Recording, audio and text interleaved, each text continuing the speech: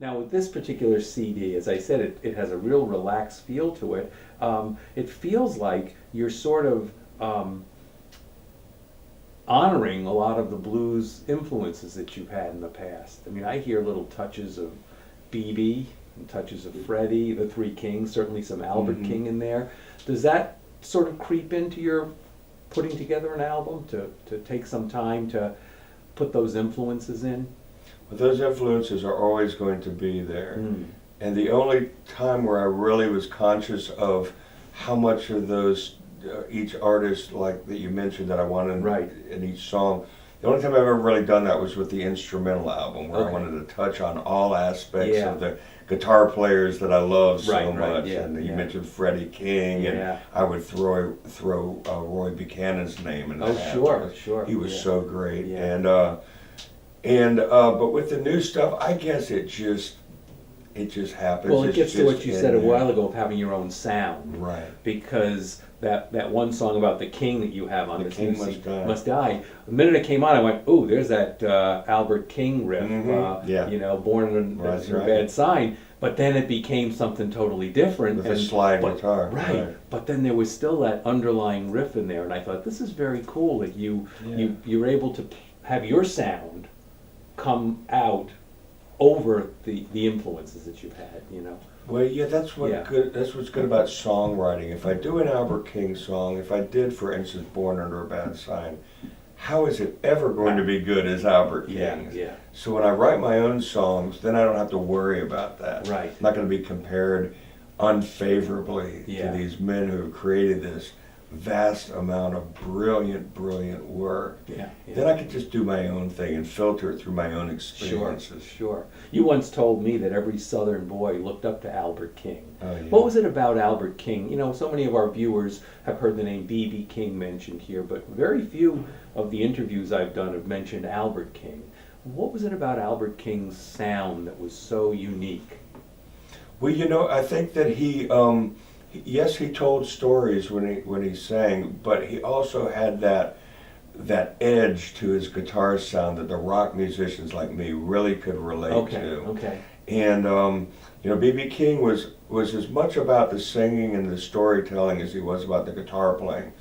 Albert King gave the guitar a little bit of extra oomph to it, and I'm not sure whose idea it was to put Albert King with my favorite band ever, Booker T and the MGs. But whoever's idea that was had a great idea. And because they just took each other to a whole new level with all the sides that they did. Sure. And he was a left-handed player playing the guitar upside down. How does that affect someone's sound? Well, I think you get the aspect of gravity involved in there, because you know, if you're a string bender like me and the skinny strings on the bottom, you're pushing up to bend a note, and you're going against. You're pushing up. Well, a man with a big arm like Albert King is holding onto the skinny string at the top, and he's using gravity too, and he's pulled down on it. And you know, Coco Montoya, another big fellow with a big sound, pulls down on the skinny string. Such a huge bend. It is, and so you get that extra gravity. Easier to pull down than push up. Now, before you discovered Albert King, who were some of the guitar players you were hearing growing up in the South? Who were? At the time I came into music, and a lot of people of our age group, I heard the Beatles I saw the Beatles on the Ed Sullivan Show in 1964. Begged my parents for a guitar. They were very against it. They're still a little on the fence with it, but by now they better get used to it. Nothing else I can do.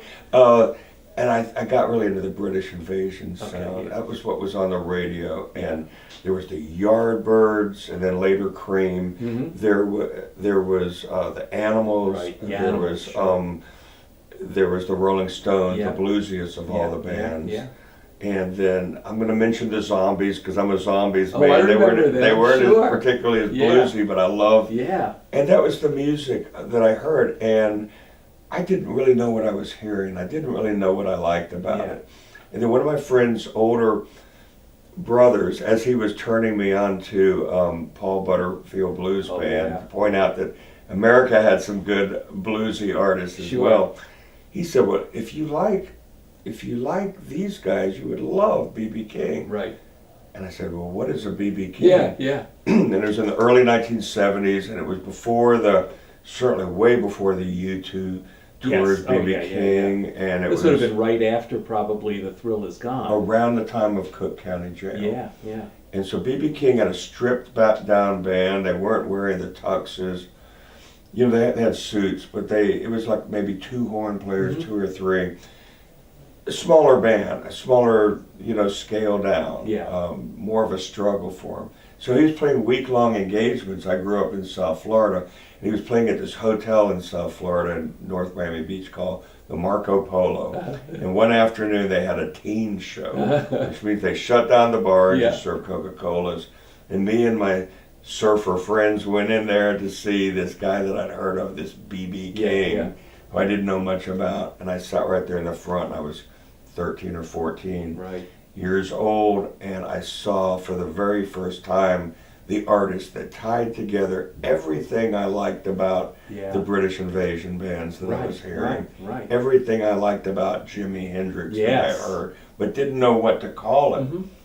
And I saw the blues, and I found out that's the kind of music I like. That's cool. And then I also remember something else about it. There was a guy in the band, BB's band, and he didn't look like the other guys. He looked kind of like me and my friends. So I watched him, and he was the piano player. Okay. That was Ron Levy. No way. So I got the idea, well, this guy is good enough to play with B.B. King. B.B. King likes this guy. So that means people of my persuasion can get into this music. Wow, that's cool. And so every time I see Ron Levy, I remind him that he was there the first time I got a taste of the real thing. You also told me about your little string baptism too. Was it at that show? Yeah. Well, B.B. King broke a guitar string that show. And one thing I remember, and this was so wonderful, and he was singing, he broke the string. He kept right on singing and whipped the string out of his back pocket, changed the string while he was singing, stretched it, got it just right, and came right back in on time. And it was just so heroic. And I had managed to pull that off one time in my career, changing a string and coming in at the right moment. And Oliver Wood of the Wood Brothers is my witness. When he was in my band, he saw me do it. Oh, how cool. And of course I told him I'd done it many times, but I've only pulled it off one time. Right. But the short answer to that is yes, B.B. King broke the string, and I kept that guitar string as evidence, physical evidence of my blues baptism. You were on the right track. Yeah. You survived the 70s and early 80s before the Stevie Ray Vaughan. Right. What were those years like as a blues guy trying to make it?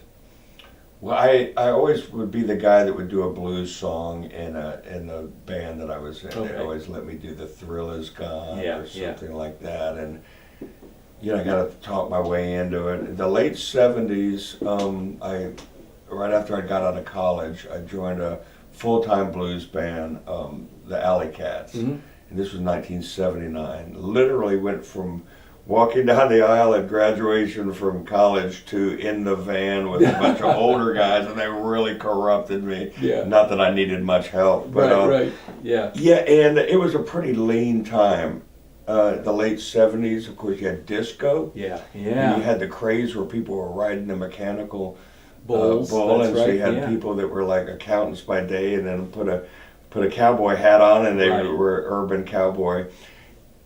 That's not good. And then after that, it got even worse. People were wearing skinny ties and pogoing, and you had songs like "She Blinded Me" with Science. Brick House. And, I like that one, but the "Blinded Me" by Science didn't even have a lead guitar on it. So I'm very against that, because guitar is king. I don't make the rules, I just enforce them. That's right. But so you had all this kind of weird, kind of new wavy music and punk rock, and then Stevie Ray Vaughan. And I heard Pride and Joy on the radio, and we had met him in the 70s. We always thought he was great. We heard he had gotten signed to Columbia Records. We thought, oh, maybe this, is our guy. And then I heard Pride and Joy on the radio, and then all of a sudden, the door opened and a bunch of us walked in behind him and followed him in. That's right. It would be nice to have another Stevie Ray Vaughan. It would. Because as popular as he got, he never abandoned the genre of blues.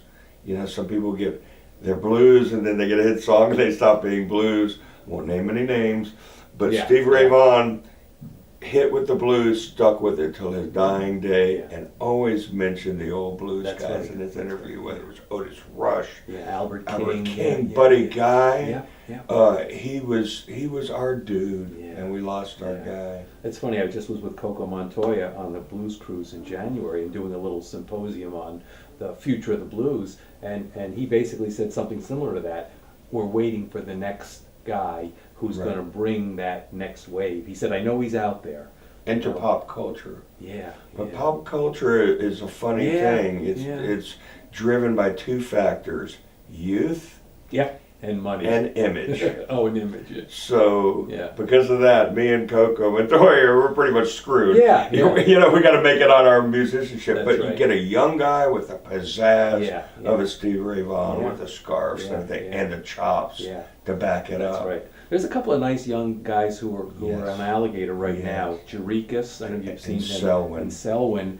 I'm a big fan of both of those Me guys. too. And I stood next to Bruce watching Jerikas up in Mont Tremblant last summer. Yeah. And Jerikas closed it out on a Friday night for 4,000 people, Mhm. just standing ovation, Yeah. 90 minutes, all originals. And I saw something. I didn't want to say it because Bruce, you know, he's the god. Mhm. And Bruce turns to me and he says, he had a little bit of Luther in him, doesn't he? And I went, Luther that's Allison, right. And Michael Burks, he's got. And that's high praise Yeah, too. so Both those guys. If they can Yep. reach the young people, you know, there's certainly is hope. And also, I'm going to throw a third name into the Okay. mix. Have you seen Nikki Hill? Oh yeah, she's the other one. Wow. I got a chill when I said her name.